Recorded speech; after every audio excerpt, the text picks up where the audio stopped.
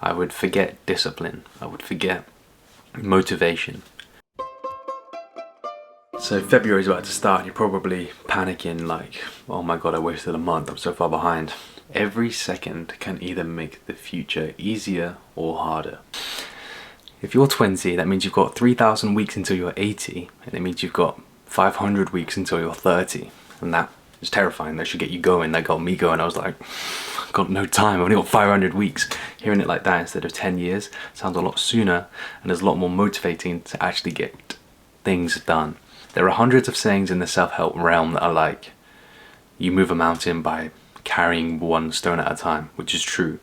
But it's very easy to do an hour a week of something or 2 hours a week of something. But if you start something at 20 and do it for 2 hours a week and every week until you're 30, you'll have only done just over 1,000 hours of it, which is very far away from the 10,000 hour mastery level. The first point I'm trying to make is don't waste a single second of it. My second point is you got to do it more than once a week, an hour a week.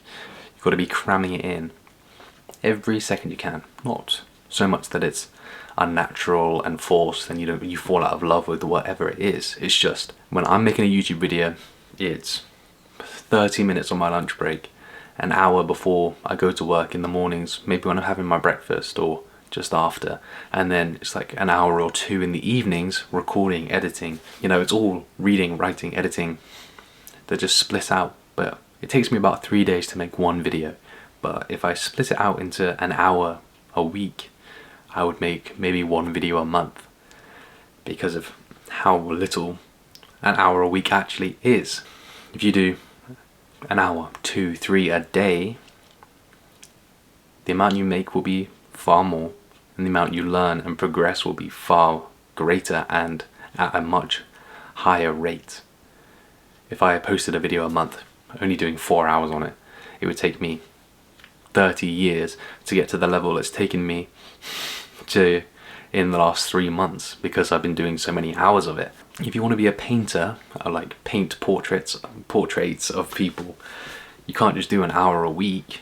You gotta do several. You gotta learn. You gotta consume information and be taught by a teacher or a book or something, and you have to spend just as much time creating. It's about getting the balance right. Learning, creating, being inspired, inspiring. If you get the balance right, you will soar past anyone with natural talent, because at the start, when you've only done 100 hours, people with natural talent will just exceed you, and there is nothing you can do about that. I have a natural talent of just learning to a decent level instruments just really quickly, like enough to just sing around a campfire, that kind of stuff.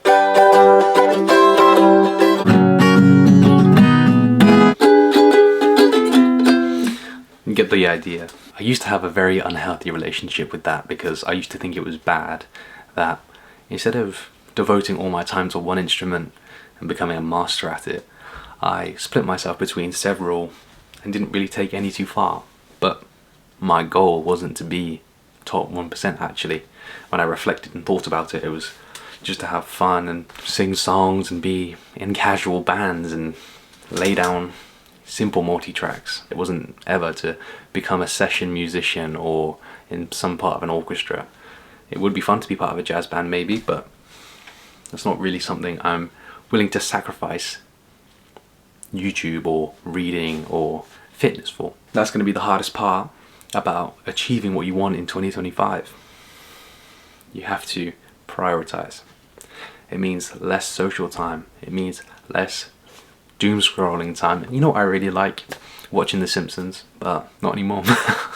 I'm joking. I do still watch The Simpsons at least twice a week, I want to say, but now it's twice a week for one episode. It's not binge watching 5 episodes every night.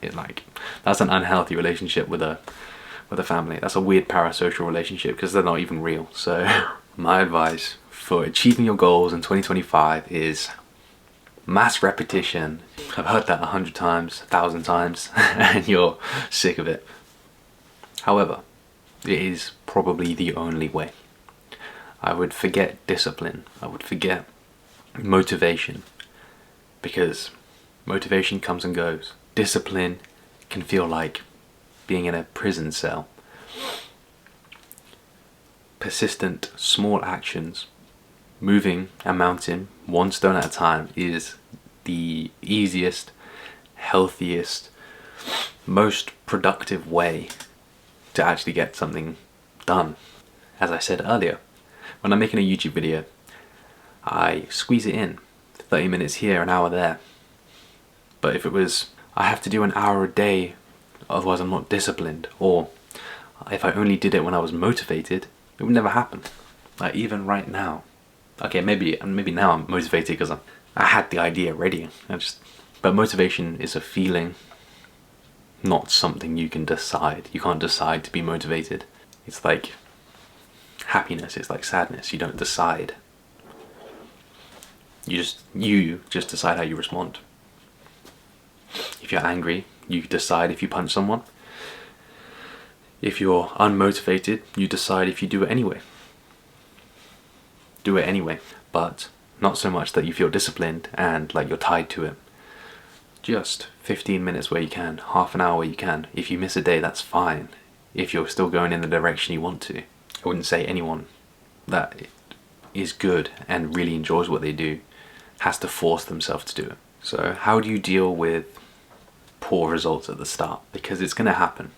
Look at my YouTube channel. My videos are the best of my ability for what I'm going for and with the ideas I've got, but they're not blowing up. They're not on the Casey Neistat, Nathaniel Drew level. So I'm not upset that I'm not doing as well as them. I still have a lot to learn, I still have a lot to do. They've posted thousands of videos, and I think they both have film related careers, whereas I don't.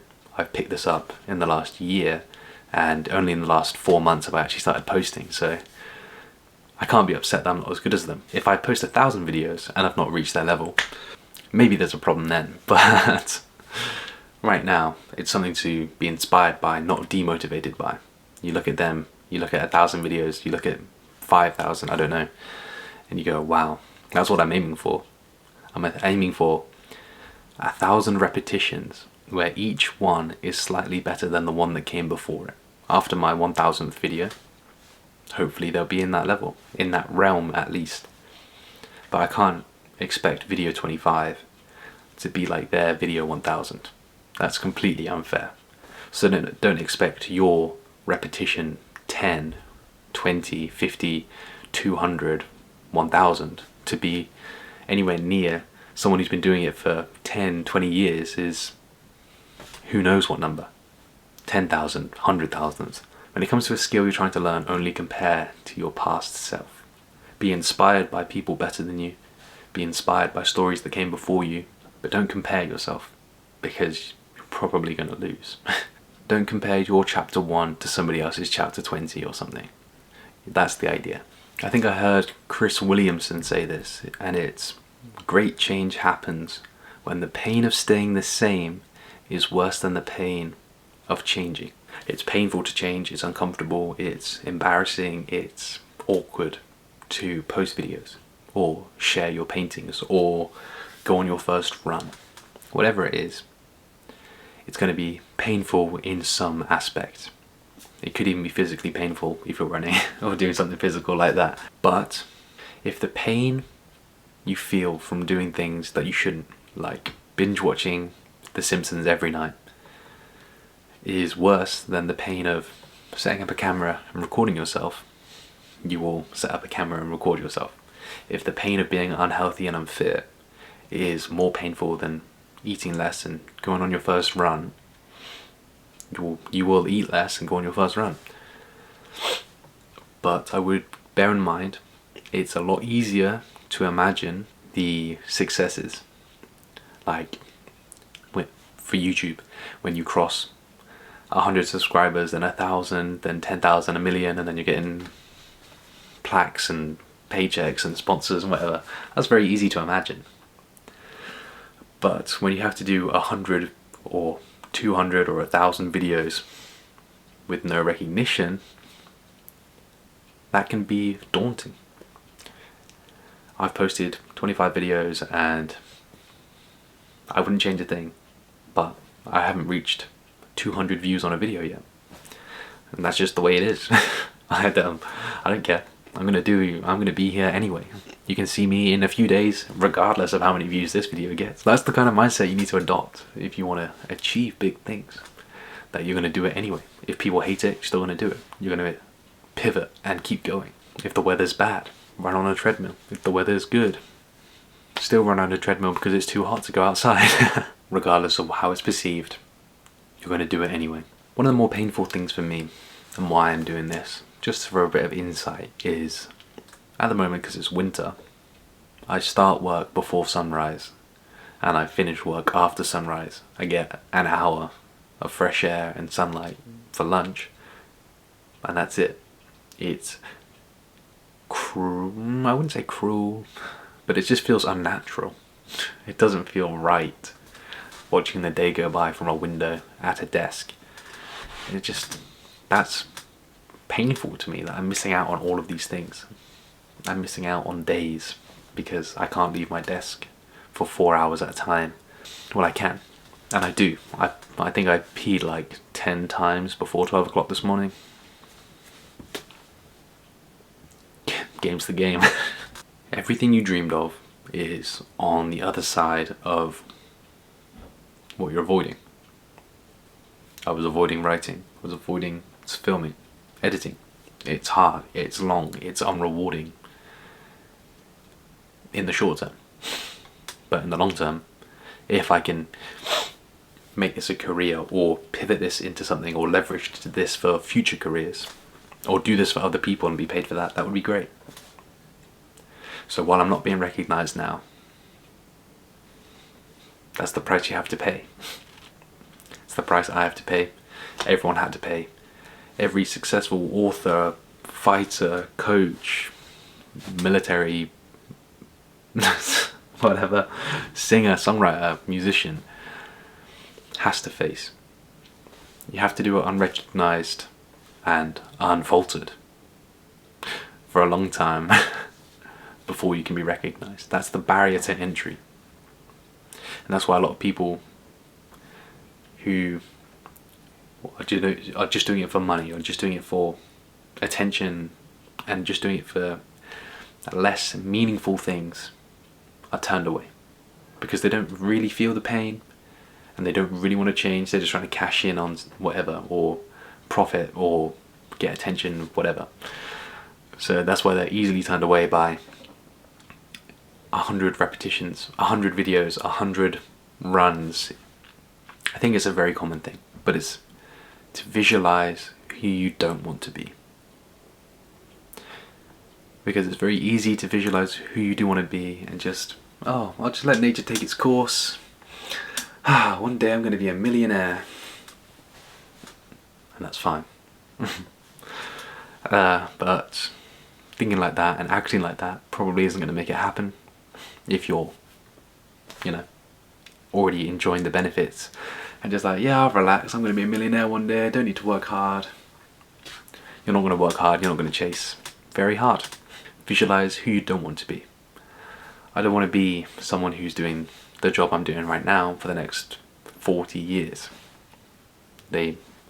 People who have been doing it, doing very well.